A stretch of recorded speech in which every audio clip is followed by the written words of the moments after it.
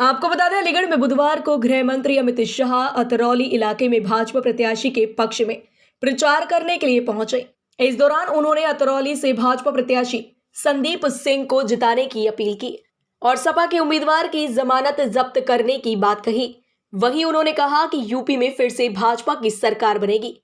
अपने भाषण में उन्होंने धारा 370 को कश्मीर का जिक्र करते हुए कहा कि भाजपा सरकार ने धारा 370 को उखाड़ फेंका है। उन्होंने कहा कि नरेंद्र मोदी ने दुनिया भर में संदेश दिया है कि भारत की सीमा का कोई अतिक्रमण नहीं कर सकता। अलीगढ़ के ताले का भी अमित शाह ने जिक्र करते हुए कहा कि गुजरात के लोग अलीगढ़ का ताला लेकर आने के लिए कहते हैं और देश भर में यह भी कहा कि ताला प्रसिद्ध है।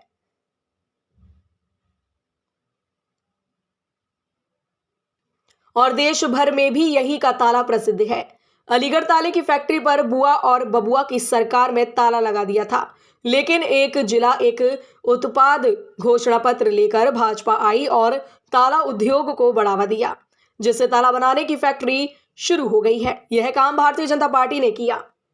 वहीं राहुल गांधी के आलू की खेती वाले बयान को कहकर चुटकी ली। उन्होंने कहा कि राहुल गांधी अभी घूमने निकले हैं।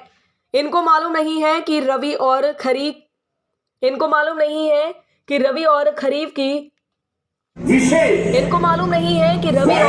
में कौन सी फसल होती है। राहुल गांधी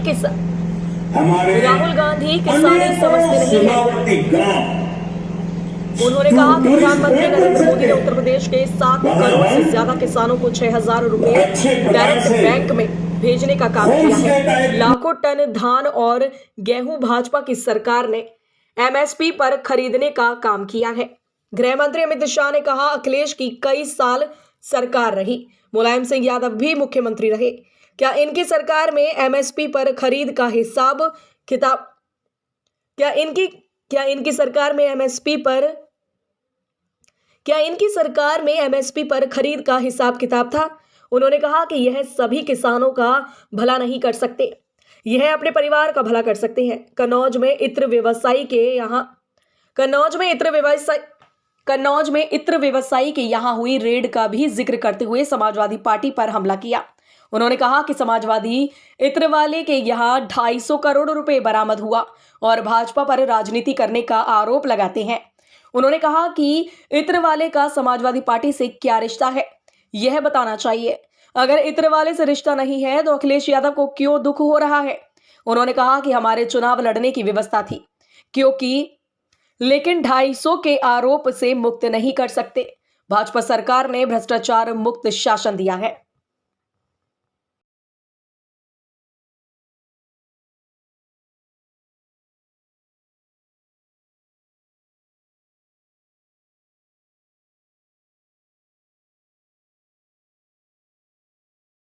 यही नहीं तो मैं भूल नहीं सकता। मुझे 2013 में महामंत्री बनाकर यूपी का प्रभारी बनकर यहां भेज दिया गया। मैं गुजरात से आता था, ना यूपी में कभी काम किया था, ना लखनऊ बनारस के बाहर कभी गया था। इतना बड़ा प्रदेश, 80 सीटें लड़ाना, तितर बितर संगठन बहुत पसोपस में था कि क्या होगा, कैसे करेंगे। मगर मैंने समय मांगा, बाबूजी ने समय दिया।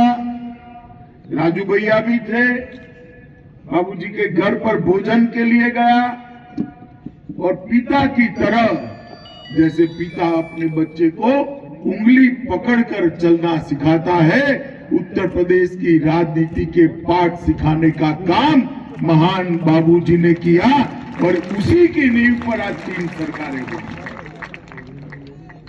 एक व्यक्ति जिसने सबसे पहले उत्तर प्रदेश के अंदर समाज का विभाजन करे बगैर पिछड़ा समाज को उसका अधिकार देने की बात करी, अधिकार दिया और उत्तर प्रदेश के पिछड़ा समाज का राजकीय गौरव बढ़ाने का काम किया। एक ऐसी व्यक्ति ना बिल्कुल ना।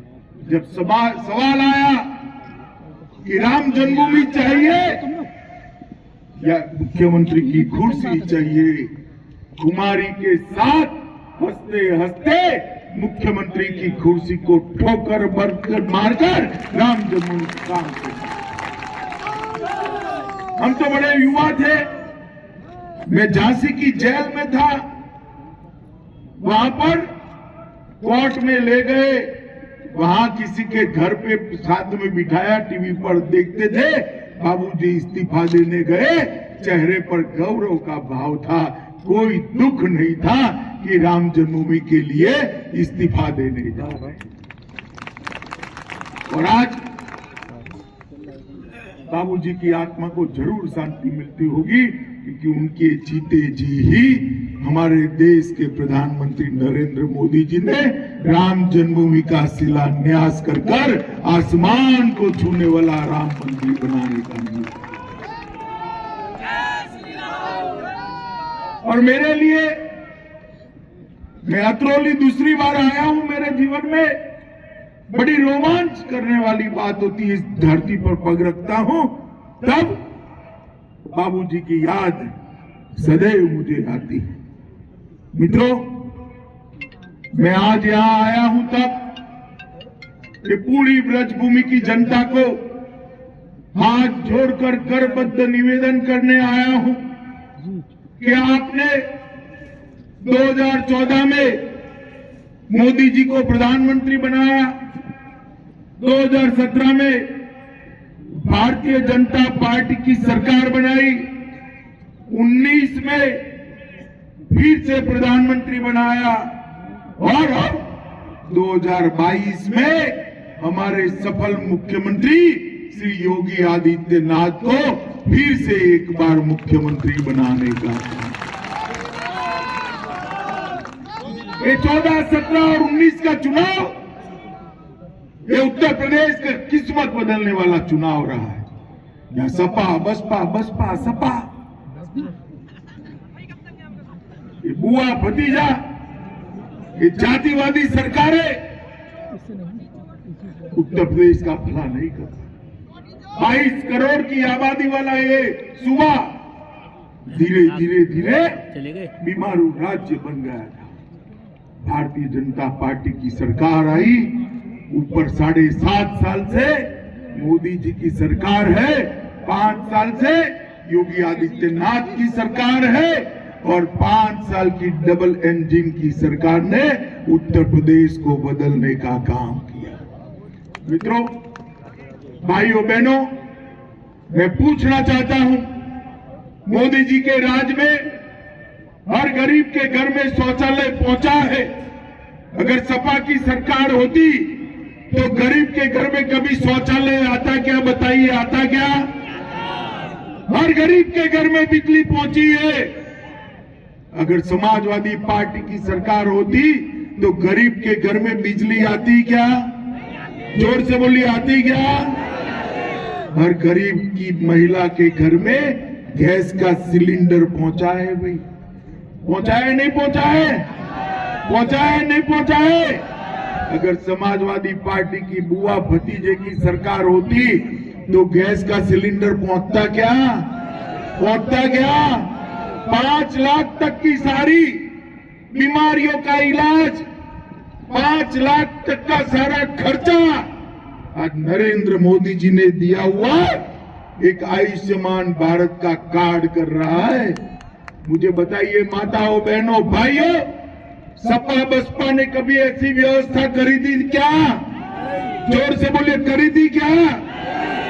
हर घर में शौचालय, हर घर में गैस, हर घर में कार्ड, हर घर में लाइट और 40 लाख से ज्यादा लोगों को घर देने का काम ये भारतीय जनता पार्टी के प्रधानमंत्री नरेंद्र मोदी जी ने किया है। मित्रों, नरेंद्र मोदी जी। आप मुझे बताइए भाई, कितने लोगों ने टीके लिए? हाथ ऊपर करिए तो। सबने लिए ना? एक पैसा देना पड़ा है आपको? जोर से बोलो, देना पड़ा है क्या? ये अखिलेश बाबू टीके का विरोध करते थे, ये तो भाजपा का टीका है, हम नहीं लगाएंगे। तो उन्होंने देश की और उत्तर प्रदेश की जनता को गुमराह करने का प्रयास किया। ये बात अलग है, बाद में डरकर उन्होंने भी लगवा दिया। मगर उनकी मानकर अगर टीका न लगाते तो एक तीसरी लहर में हम बच पाते क्या? जोर से बोलो भाई, बच पाते क्या? बच पाते क्या? माताओं, भाइयों, बहनों, 130 करोड़ की जनता को टीके का सुदर्शन चक्र लगाकर नरेंद्र मोदी जी ने उसको सुरक्षित करने का काम किया है। मित्रों, सुरक्षित करने का काम। भाइयों बहनों, जब कोरोना आया तो रोजगारी गरीब की छीनी जाएगी। लॉकडाउन हो गया, बंद हो गया, कल कारखाने बंद हुए, ऑटो रिक्शा बंद हो गए, दुकानें बंद हो गई। गरीब क्या खाए?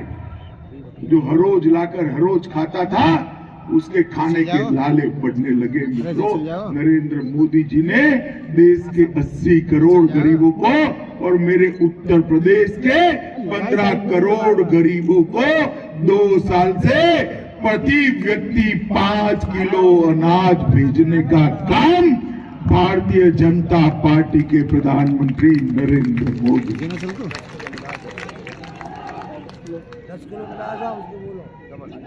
उत्तर प्रदेश के 15 करोड़ गरीबों के लिए ये कमल का फूल नहीं है।